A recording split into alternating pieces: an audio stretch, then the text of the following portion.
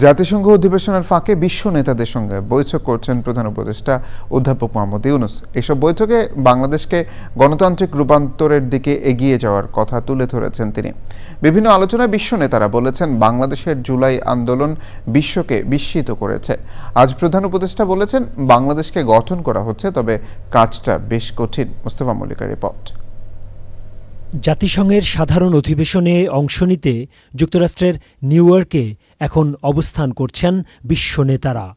অধিবেশনের ফাঁকে ফাঁকে এক দেশের নেতা বৈঠক করছেন আরেক দেশের নেতার সঙ্গে। আলোচনায় উঠে আসছে পারস্পরিক সহযোগিতার কথা। অন্তর্বর্তী সরকারের প্রধান উপদেষ্টা মোহাম্মদ ইউনূস বৈঠক করেছেন বিশ্বের বিভিন্ন দেশের নেতাদের সঙ্গে। ক্লাব ডি মাদ্রিদের সভাপতি এবং স্লোভেনিয়ার সাবেক রাষ্ট্রপতি ড্যানিলো তুর্ক প্রধান উপদেষ্টার সাথে দেখা করেছেন। বৈঠকে প্রফেসর ইউনূসকে ক্লাব ডি মাদ্রিদের সদস্য হওয়ার আহ্বান জানিয়েছেন তিনি। তুর্ক অধ্যাপক ইউনূসের ক্ষুদ্র ঋণ প্রকল্পের প্রশংসা করে বলেন, বিশ্বব্যাপী এই কার্যক্রমের অবদান অনেক। জুলাই অভ্যুত্থানের কথা উল্লেখ করে তুর্ক বলেন, জুলাই আন্দোলন বিশ্বকে অবাক করেছে। বিশ্ব নেতাদের এই ধরনের রূপান্তর বোঝার আহ্বান জানিয়েছেন তিনি। অধ্যাপক ইউনূস গণতান্ত্রিক সংস্কারে বাংলাদেশের যে অভিজ্ঞতা তা বিশ্বব্যাপী জানার প্রয়োজনীয়তার কথা বলেন। তিনি বলেন, দেশকে কিভাবে গণতান্ত্রিক রূপান্তরের দিকে নিয়ে যাওয়া যায় সেই চেষ্টা করছেন তিনি। অধিবেশনের ফাঁকে এশিয়া সোসাইটি ইভেন্টে অংশ নেন প্রধান উপদেষ্টা।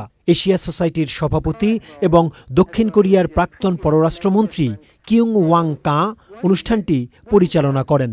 সেখানে প্রধান উপদেষ্টা বলেন, ছাত্র জনতা ও তরুণরা আগের সরকারকে একদিন জানিয়ে দিল, আর একদিনও তারা ক্ষমতায় থাকতে পারবে না।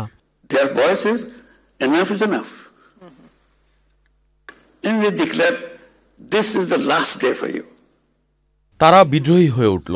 তাদের কোনো প্রতিষ্ঠান নেই, প্রচারণা নেই, নেই পত্রিকা, টেলিভিশন শো, কিচ্ছু নেই। একদিন তারা বলল, যথেষ্ট হয়েছে। তারা বলল, এটাই শেষ দিন। সবাই রাস্তায় বেরিয়ে এলো। সব ঘটে গেল জুলাই থেকে 5 আগস্টের মধ্যে। আমি তো দেশের বাইরে ছিলাম। আমরা দেশকে পুনর্গঠন করছি। এটা কঠিন কাজ, কিন্তু তরুণদের স্বপ্ন নতুন দেশ। সাধারণ অধিবেশনের ফাঁকে কসোভোর রাষ্ট্রপতি ভসোভা ওসমানির সঙ্গে বৈঠক করেন অধ্যাপক ইউনূস। প্রফেসর ইউনূস বৈঠক করেছেন ফিনল্যান্ডের প্রেসিডেন্ট আলেকজান্ডার স্টবের সাথে। Mostafa Mallik, Channel I. Bundle থাকলে প্রতি সেনমানিতে টাকা বাঁচবে। বিকাশ সেনমানি বান্ডেল কিনে জিতুন প্রতি লেনদেনে।